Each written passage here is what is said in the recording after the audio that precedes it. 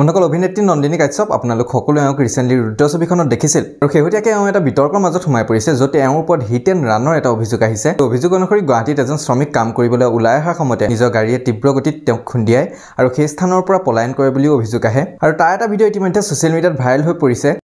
আপুনি এক্সন কৰি থৈছে আপুনি এক্সন কৰি থৈছে ন আপুনি এক্সন আপুনি ভিডিঅ' কৰক আপুনি পলাইছে কিয় এক্সন কৰি পলাইছে কিয় আপুনি লেভেলটো হ'লে নহ'ব নহয় এতিয়া আপুনি পলাইছে কিয় আমি পনিব লাগে নালাগে আপুনি কিয় পলাইছে আপুনি এক্সন কৰি পলাব নালাগে আপোনাক ইমান ৰখিব দি আছো আপোনাক মাৰি থৈ কেনে গাড়ী চলালে হ'ব নেকি পুলিচ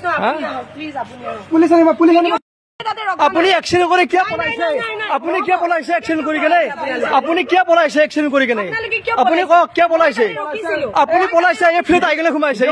আৰু তাৰ পিছতে অভিনেত্ৰীগৰাকীক সকলোৱে সমালোচনা কৰে আৰু এই সকলোবোৰ পিছতে তেওঁ পেজত এটা ভিডিঅ' বনাই পেলাই ৰাইজৰ ওচৰত ক্ষমা বিচাৰে এই ঘটনাটোৰ বিষয়ে জনপ্ৰিয় অভিনেতা ৰবি শৰ্মাক সোধা হৈছিল কাৰণ এখন ছবিতে দুইজনে কাম কৰিছিল আৰু তেতিয়া ৰবি শৰ্মাই কি ক'লে মই আপোনালোকক দেখুৱাই লৈছো আমি ৰানিঙত আছিলো চিনেমাখনৰ প্ৰচাৰৰ ক্ষেত্ৰত তেতিয়াও তেওঁ আমাৰ লগত নাছিল কাৰণ থিয়েটাৰত জড়িত এতিয়া গতিকে চলচ্চিত্ৰত কাম কৰাৰ পাছত তেওঁ থিয়েটাৰলৈ গ'ল থিয়েটাৰত ব্যস্ত আমাৰ লগত তেওঁ প্ৰচাৰৰ সময়তো নাছিলে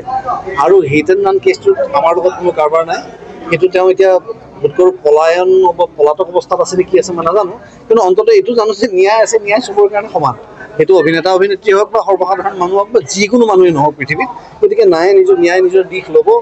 প্ৰশাসনে নিজৰ কাম কৰিব কিন্তু আমাৰ লগত উপস্থিত নথকাৰ কাৰণটো এইটো আমি জানাত যে তেওঁ আচলতে থিয়েটাৰত আছে এবছৰ আজি তেওঁ ক'ৰবাত কিবা এটা হৈছে এইটো ছ'চিয়েল মিডিয়াত মই শুনিছোঁ এতিয়ালৈকে শুনিবলৈ পাইছোঁ গতিকে ঈশ্বৰে তেওঁক সুমতি দিয়ক কি ধৰণে তেওঁ আগবাঢ়িব লাগে আগবাঢ়ক আমাৰ তেওঁলৈ শুভেচ্ছা আছে আৰু আমাক এতিয়ালৈকে তেওঁ সহায়ৰ বাবে কোনো ধৰণৰ এপ্ৰ'চ কৰা নাই গতিকে আমি আমাৰ ভাগত আমি নিজৰ কাম কৰি আছোঁ তেখেতে তেওঁৰ কাম আপোনালোকে ইয়াৰ বিষয়ে কি ভাবে তলত কমেণ্ট কৰি জনাব পাৰে এই ভিডিঅ'টো ইমানে যদি ভাল পায় লাইক শ্বেয়াৰ কমেণ্ট কৰিবলৈ নাপাহৰিব চেনেলত যদি নতুনকৈ আহিছে তেনেহ'লে ছাবস্ক্ৰাইব কৰিব মই সমুদ্ৰ কাজল লগ পাই আছোঁ আপোনালোকক অন্য এটা ভিডিঅ'ত ধন্যবাদ জয় অসম